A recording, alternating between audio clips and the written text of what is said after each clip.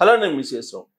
తెలంగాణలో రాబోయేటువంటి రోజుల్లో ఏ ప్రాతిపదికన ఎన్నికలు జరిగేటువంటి అవకాశం ఉంది అని ప్రశ్న వేసుకుంటే కనుక తాజాగా జరుగుతున్నటువంటి పరిణామాలు, పరిస్థితులు వీటన్నిటినీ మనం ఒక్కసారి అవలోకించుకుంటే ఆంధ్రప్రదేశ్లో ఏ విధంగా అయితే కుల ప్రాతిపదికన ఎన్నికలు జరుగుతూ ఉన్నాయో, కుల ప్రాతిపదికన ప్రధాన అస్త్రంగా చేసుకుని ఎన్నికలను నడుపుతూ ఉన్నారో రాజకీయ పార్టీలు, అదే తరహాలో తెలంగాణలో కూడా కులం ప్రాతిపదికన కులాన్ని అస్త్రంగా తీసుకుని రాబోయేటువంటి ఎన్నికలు జరిగేటువంటి అవకాశం ఉంది అని చెప్పి భావించడానికి చాలా పరిణామాలు ఇప్పుడు కనిపిస్తూ ఉన్నాయి.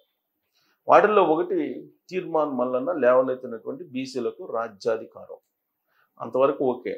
వెలవలు, రెడ్డిలు అవసరం లేదు, వాళ్ళ ఓట్ బ్యాంకే అవసరం లేదు, అసలు అగ్రవర్ణ ఓట్ బ్యాంకే అవసరం లేదని చెప్పి తీర్మాన్ మల్లన్న చెప్తున్నారు. దీంతో కులాలు అన్నీ కూడా ఆర్గనైజేషన్స్ అన్నీ బయటకు వచ్చినాయి. అన్ని కులాలకి ఆర్గనైజేషన్స్ ఉంటాయి.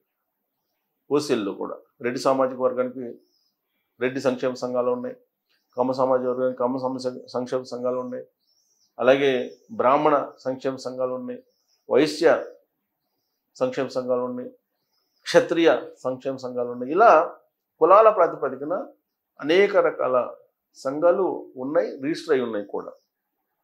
మరి ఇప్పుడు ఆ సంఘాలన్నీ కూడా ముందుకు వస్తున్నాయి. తీర్మాన్ మల్లన్న ఎప్పుడైతే బీసీలకు రాజ్యాధికారం అని చెప్పి చెబుతూ మిగిలినటువంటి కులాల ఓట్లు మాకు అవసరం లేదన్నారు, ఆ రోజు నుంచి మిగిలినటువంటి కులాలకు సంబంధించినటువంటి సంఘాలకు సంబంధించినటువంటి నేతలు ముందుకు వస్తున్నారు, కేసులు పెడుతున్నారు తీర్మాన్ మల్లన్న మీద. ఇలాంటి పరిణామాన్ని గమనించినటువంటి కేంద్ర మంత్రి కిషన్ రెడ్డి గారు, ఆయన కూడా కులాల ప్రాతిపదికన ఎన్నికలు ఉండవు, కులగణన జరుగుతుంది, కులగణన చేశారు తెలంగాణలో, ఆ కులగణన అనేది కరెక్ట్గా లేదు, అదేదో కాంగ్రెస్ పార్టీ చేసుకున్నటువంటి గణన అనేది ఆయన ఏదో చెప్తున్నారు. సో రిజర్వేషన్లు జనాభా ప్రాతిపదికన ఉండాలి అనేది కూడా చెప్తున్నారు, కానీ అది నెరవేరాలని చెప్పి చెప్తున్నారు. కానీ కులాల ప్రాతిపదికన ఎన్నికలు నిర్వహించడానికి కాంగ్రెస్ పార్టీ అన్ని రాష్ట్రాల్లో సిద్ధమవుతుంది. ఎందుకు అలాంటి నిర్ణయం తీసుకుంది అని అంటే, మత ప్రాతిపదికన ఎన్నికలు జరిపేటువంటి పరిస్థితులకి భారత జనాభాని తీసుకెళ్ళింది బీజేపీ. దానికి పోటీగా ఇప్పుడు కులాల ప్రాతిపదికన ఎన్నికలు నిర్వహించడానికి, ఎన్నికల్లోకి వెళ్ళడానికి కాంగ్రెస్ పార్టీ ఒక మాస్టర్ స్కెచ్ వేసింది.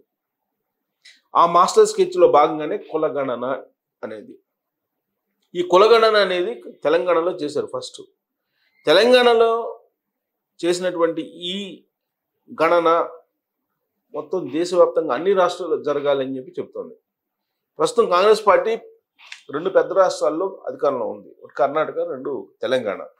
తెలంగాణలో కులగణన చేశారు. కులగణన చేసి ఇప్పుడు ఏమంటున్నారు, ఎస్సీ ఎస్టీలు ఎక్కువ ఉన్నారు, వెనుకబడిన వర్గాలు ఎక్కువ ఉన్నారు, ఆ దామాషా ప్రకారం రాజ్యాధికారం కావాలని చెప్పి కాంగ్రెస్ పార్టీ కూడా చెప్తోంది. కాంగ్రెస్ పార్టీ అధిష్టానం కూడా చెప్తోంది.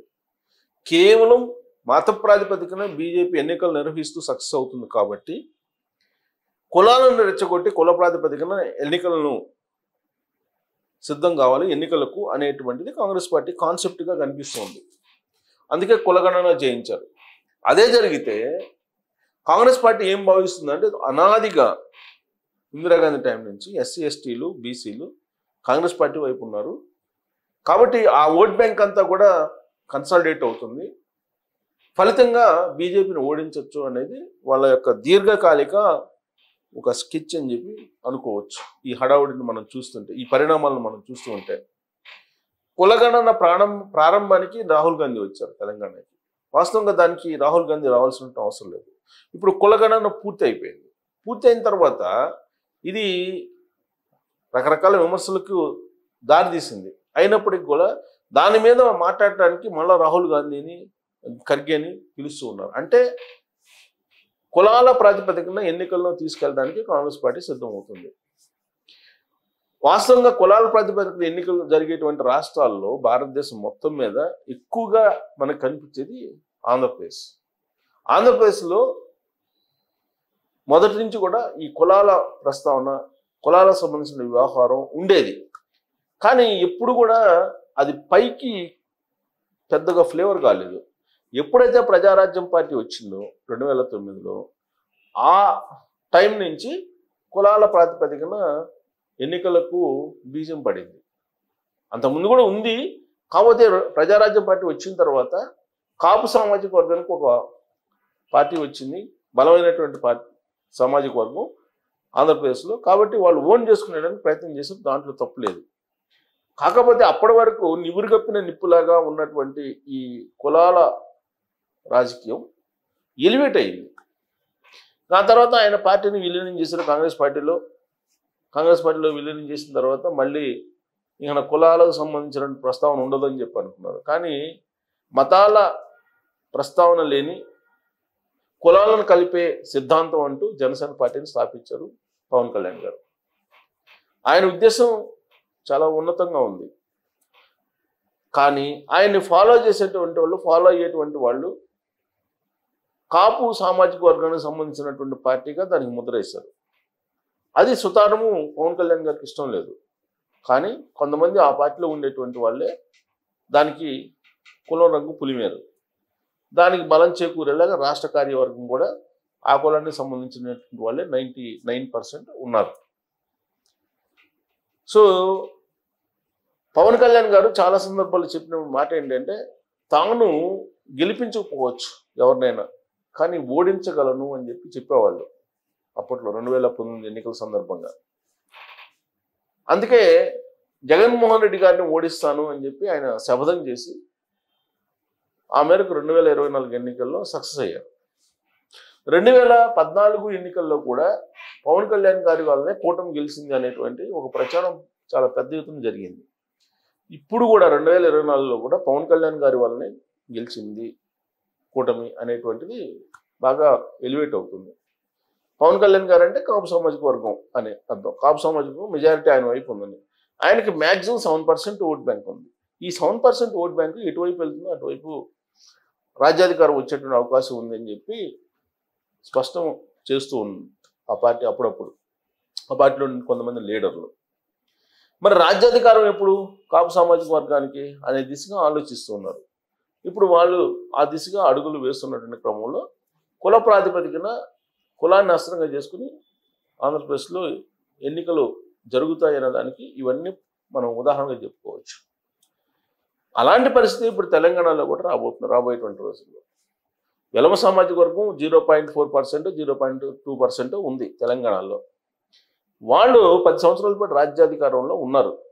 కేవలం రాజ్యాధికారంలో ఉండటమే కాదు, ప్రగతి భవన్ని బేస్ చేసుకొని ఒక రాచరిక పాలనని అందించారు కేసీఆర్ గారు. అది పోయిన తర్వాత ఇప్పుడు రెడ్డి సామాజిక వర్గానికి సంబంధించినటువంటి వాళ్ళు రాజ్యాధికారంలో ఉన్నారు. సో ఎప్పుడైనా సరే రెడ్లు లేదంటే ఎలమలైనా బీసీలకు ఏమైంది అని చెప్పి ప్రశ్నిస్తూ ఉన్నారు. ఇప్పుడు ఆ ప్రశ్నిస్తున్నటువంటి వాళ్ళు కాంగ్రెస్ పార్టీలోనూ ఎక్కువగా ఉన్నారు. మరి కాంగ్రెస్ పార్టీ బీసీలకు లేదంటే ఎస్సీలకు ముఖ్యమంత్రి పదవి ఇస్తే ఎవరు కాదన్నారు కదా. కులగణన చేసి కులాల ప్రాతిపదికన రాబోయేటువంటి ఎన్నికల్లో ఏదో గెలవాలి బీజేపీ మీద అనేటువంటి ఒక పెద్ద ఎత్తుగడ వేసినటువంటి ఆ పార్టీ ఇప్పుడు పదవుల్ని, రాజ్యాధికారాన్ని అసలు ఆ పార్టీయే కట్టబెట్టచ్చు. బట్ దానికైతే సిద్ధంగా లేదు. దానికి కారణం ఏంటంటే దేశవ్యాప్తంగా కులగణన చేసి కులం ప్రాతిపదికన ఎన్నికలను తీసుకెళ్ళాలి. ఆంధ్రప్రదేశ్లో ఏ విధంగా అయితే ఒక పెద్ద వైరస్ ఉందో కులాలకు సంబంధించినటువంటి వైరస్, సేమ్ భారతదేశం మొత్తానికి ఎక్కించడానికి కాంగ్రెస్ పార్టీ సిద్ధమైనట్టు మనకు ఇది కనిపిస్తుంది. దానికి తీర్మాన్ మల్లన్న లాంటి వాళ్ళు కొంత యాడ్ అవుతున్నారు. సో ఓవరాల్గా ఏంటంటే ఆంధ్రప్రదేశ్లో ఉన్నటువంటి రాజకీయ కుల విద్వేషాలు దేశవ్యాప్తంగా పులిమేందుకు కాంగ్రెస్ పార్టీ సిద్ధమవుతుంది. సో కాంగ్రెస్ పార్టీ కులగణన అని చెప్పి రాబోయే రోజుల్లో ఏం చేయబోతుంది అని చెప్పి మనం అనుకుంటే కనుక డెఫినెట్గా బీజేపీ మీద ఇదొక పైచేయిగా నిలుస్తుందని చెప్పి భావిస్తున్నారు. మరి రాబోయే రోజుల్లో ఏం జరుగుతుంది అనేది మీరు కామెంట్ రూపంలో తెలియజేయచ్చు. Thank you very much.